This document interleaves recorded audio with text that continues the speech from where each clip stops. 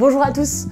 Aujourd'hui, je vais vous présenter très rapidement le Max Rodon que nous utilisons beaucoup chez Hibou comme indicateur boursier. Le Max Rodon, c'est simple, ça vise à calculer la perte qu'aurait subi l'investisseur le plus malchanceux possible, qui aurait acheté au plus haut une valeur et l'aurait revendue à son plus bas. Je vais prendre un exemple très simple, celui de Vallourec. Vallourec a un Max Rodon, par exemple entre 2007 et 2017, de 97%. Ça se voit en fait sur la courbe. Comme vous le voyez ici, cet investisseur malchanceux aurait acheté à 120 € en juin 2007 et revendu à environ 3 € en 2016. Il a donc subi une perte de 97% de son capital. Donc ça montre bien la cyclicité intrinsèque à cette valeur Vallourec, et il est tout à fait possible et même probable que le cours réatteigne des sommets dans le futur. Ceci n'est pas une recommandation.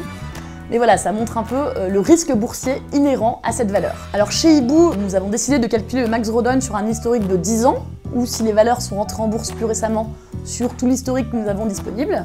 Et nous en servons notamment pour calculer le risque boursier couplé au bêta. En fait, ça permet de mesurer un peu le risque plus ou moins élevé que cette action décroche fortement en cours ou pas. Un autre exemple, c'est L'Oréal, qui a pour le coup un Max Rodon beaucoup plus faible. En regardant l'historique de son cours, l'investisseur qui aurait acheté en juin 2008 à environ 95 € et revendu en avril 2009 aux alentours de 50 €.